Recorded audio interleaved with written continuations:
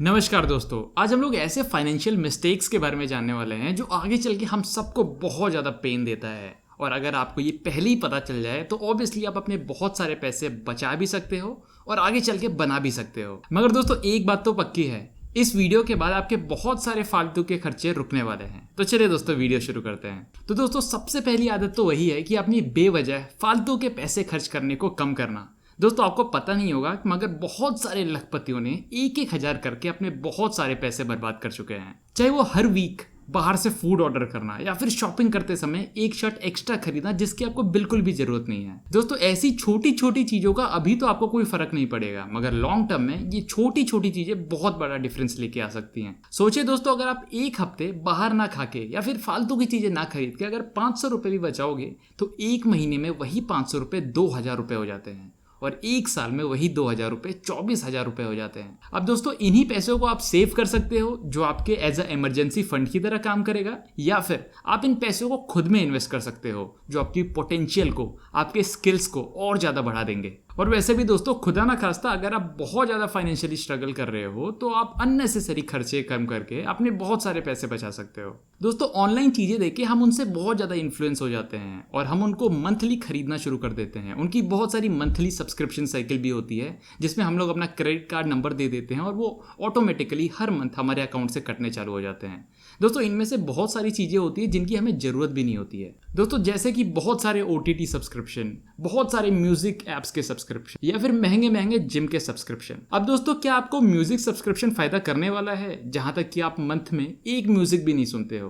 तो फालतू का पैसा खर्च करके आपका कोई फायदा नहीं हो रहा। फायदा जिनका हो रहा है वो क्रेडिट कार्ड कंपनी जिसका आपने क्रेडिट कार्ड लेके रखा है और उस म्यूजिक कंपनी जिसको पैसा आपके क्रेडिट कार्ड से जा रहा है। दोस्तों सब्सक्रिप्शन लेने में कोई प्रॉब्लम नहीं है। सब्सक्रिप्शन वही लीजिए जिससे आपको फायदा हो, वही सब्सक्रिप्शन लो जो आपकी प्रोडक्टिविटी, आपके स्किल को इंप्रूव करे। अब दोस्तों थर्ड और बहुत इंपॉर्टेंट पॉइंट आ जाता है लिविंग ऑन बोरोड मनी, यानी कि उधार के पैसों पे अपनी जिंदगी गुजारना। अब दोस्तों यहाँ फिर से मैं क्रेडिट कार्ड का पॉइंट लेके आने वाला हूँ। देखिए दोस्तों क्रेडिट सिस्टम इसलिए बना था ताकि हम लोग उन चीज़ों को खरीद सकें जिनको खरीदने के लिए अभी हमारे पास पैसे नहीं हैं। और दोस्तों हमारी गवर्नमेंट ने भी ऐसे बहुत सारी चीज़ें लेके आई हैं जैसे कि हाउस लोन्स। आपको एक बार में पूरा पेमेंट करने की ज़रूरत नहीं है, आप अप फ्रंट थोड़ा अमाउंट दे दो, बाकी आप EMI पे हर महीने देते रहो। तो दोस्तों इसमें क्रेडिट कार्ड का कुछ फायदा भी होता है। मगर दोस्तों हम पैसों को तब बर्बाद करते हैं जब हम क्रेडिट कार्ड पे महंगे से महंगे गैजेट या फिर महंगे से महंगे फ़ोन या फिर महंगे से महंगे कपड़े लेना चालू कर देते हैं। दोस्तों क्रेडिट कार्ड लेने का एक सिंपल सा रूल है जो आपको हमेशा याद रखना चाहिए कि हमेशा अपने खर्चे अपने इनकम से तो कम ही रखो। दोस्तों अगर आप इस रूल को फॉलो करोगे तो आपको क्रेडिट कार्ड का डेब्ट कभी भी नहीं भरना पड़ेगा। दोस्तों चौथा पॉइंट है कि घर पे बहुत ज्यादा पैसे खर्च करना। दोस्तों जब घर खरीदने की बारी आती है तो बड़ा घर खरीदना हमेशा अच्छा नहीं होता जब तक कि आपकी फैमिली बड़ी ना हो। दोस्तों नया घर खरीदने पे आपके मेंटेनेंस चार्जेस या फिर घर पे और भी ज्यादा खर्चे बहुत ज्यादा बढ़ने वाले हैं। तो दोस्तों नया घर लेने से पहले हमेशा खुद से पूछिए कि आपको क्या सचमुच उतने बड़े घर की ज़रूरत है, या फिर घर को मेंटेन करने के लिए कि आप हर महीने अपने पॉकेट से उतना ज़्यादा एक्स्ट्रा पैसा देने को तैयार हो। दोस्तों फिफ्थ पॉइंट को वेस्टर्न कंट्रीज में बोला जाता है लिविंग पे चेक टू पे चेक, यानी कि एक बार पैसा आया आपने उसको आते ही खत्म कर दिया, फिर से आप दूसरे पैसे के आने का वेट कर रहे हो।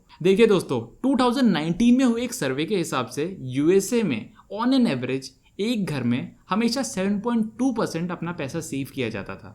यानी कि अगर आप 100 रुपये कमा रहे हो तो 100 रुपये में से वो फैमिली सिर्फ 7 रुपये ही सेव करती थी। मगर दोस्तों आप कोविड के टाइम में जब 2020 या फिर 21 की बात करें तो वही फैमिली अपने 12 रुपये सेव करती है। कभी भी ये मत सोचो कि अभी जो पैसे हैं उनको तो खर्च कर दो, बाकी जो होगा बाद में देखा जाएगा। नहीं दोस्तों, हमेशा अपने पास एक इमरजेंसी फंड बना के रखो और अपनी सेविंग को ज़्यादा से ज़्यादा करो। सेविंग के बाद जो पैसे बचते हैं उनको कहीं इन्वेस्ट करो या फिर उनको खर्च करो, मगर हमेशा पैसों को सेव पहले बाद में खर्चा करो। और वही दोस्तों अगर प्रॉपर सेविंग ना हो तो छोटी से छोटी चीज़ें कब डिजास्टर बन जाती हैं बिल्कुल भी पता नहीं चलता। अब दोस्तों छठी और बहुत इंपॉर्टेंट चीज़ जो हम लोग बात करने वाले हैं वो है कि अपने पैसों को इन्वेस्ट ना करना। अभी देखिए दोस्तों मैं बोलता हूँ कि इंसान की सबसे पहली गलती होती है कि वो 18 साल का है और उसका सेविंग अकाउंट नहीं है। तो दोस्तों इसे हम लोग सबसे पहली गलती बोलेंगे।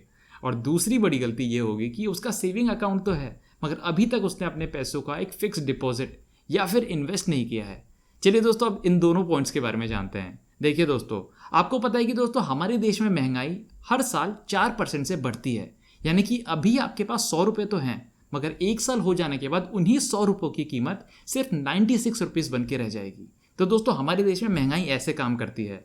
तो इसका मतलब कि अब हमें महंगाई को हर साल हराना पड़ेगा। और दोस्तों हम लोग महंगाई को कैसे हरा सकते हैं? उससे ज़्यादा हम लोग अपना इनकम जनरेट करके। आप अपने पैसों को इन्वेस्ट कर सकते हो या फिर उनका एक एफडी बना सकती हो जो आपको 4% से ज़्यादा इंटरेस्ट है। अभी देखिए दोस्तों, ज़्यादातर बैंक हमारे इंडिया में 6 to 7% आपको एक एफडी पे इंटरेस्ट आराम से दे देते हैं। तो इस तरीके से आप आराम से महंगाई को हरा सकते हो। मगर दोस्तों वहीं बहुत सारे लोग होते हैं जिनको महंगाई को तो हराना है, इन्फ्लेशन को तो बीट करना है, मगर उसी के साथ साथ अपने अच्छे रिटर्न्स भी बनाने हैं। तो दोस्तों इसके लिए मेनली आप 3 रास्तों को फॉलो कर सकते हो। सबसे पहला होता है दोस्तों गोल्ड में इन्वेस्ट करके, और दोस्तों दूसरा तरीका होता है रियल एस्टेट में इन्वेस्ट करके, यानी कि जमीन खरीदो और जब उसका रेट बढ़ जाए तो उसको बेच दो, तो इससे आपको बहुत अच्छे रिटर्न्स मिल सकते हैं। और दोस्तों तीसरा तरीका होता है फाइनेंशियल मार्केट्स, यानी कि स्टॉक मार्केट। तो दोस्तों अगर आप अपने पैसों को यहाँ इन्वेस्ट करते हो तो आपको लॉन्ग टर्म में आराम से अच्छे रिटर्न्स मिल सकते हैं, जिससे आप महंगाई को तो बीट कर सकते हो, उसी के साथ साथ अपने लॉन्ग टर्म में अच्छे रिटर्न्स भी बना सकते हो। तो दोस्तों ये टोटली आपके हाथ में है कि आप अपने पैसों को कैसे इन्वेस्ट करना चाहते हो, मगर इस चीज का हमेशा ध्यान रखना कि अपने पैसों को कभी भी आइडली एक जगह पड़े मत रहने देना, ताकि साल बीतते बीतते उनकी वैल्यू भी कम होती रहे। हमेशा अपने पैसों को इन्वेस्ट करो या फिर कम से कम उनका एक एफडी तो जरूर बनवाओ। दोस्तों 7वां और आखिरी पॉइंट है कोई प्लान ही ना होना।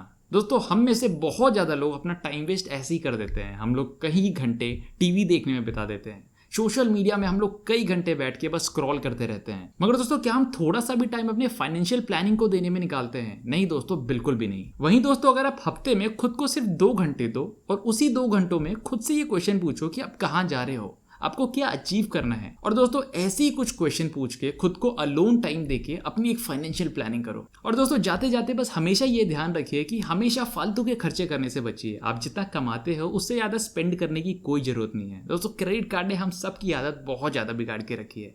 जब भी आप कोई खर्चा करते हो तो हमेशा एक कैलकुलेटर या फिर एक नोट बना के रखिए कि आपने मंथ में कितने खर्चे किए हैं, ताकि आपको उन सब का हिसाब रहे कि आपने मंथ में कितने खर्चे किए हैं, उनमें से कितने एक्स्ट्रा खर्चे थे, कितना आपने खुद में किया है, ताकि आप मंथ के एंड में खुद को रिव्यू कर सको कि उनमें से और कितने खर्चे आप कम कर सकते हो। और दोस्तों अगर आप इन सारी चीज़ों का ध्यान रखोगे तो डेफिनेटली एक ब्राइटर और इससे भी बेहतरीन फ्यूचर आपका वेट कर रहा है। तो चलिए दोस्तों इसी के बाद वीडियो खत्म करते हैं। अगर वीडियो पसंद आए तो इसे लाइक करना बिल्कुल भी मत भूलना। मैं मिलता हूं आप सबको मेरे नेक्स्ट वीडियो में, तब तक आप सब अपना ख्याल रखिए। नमस्कार और जय हिंद।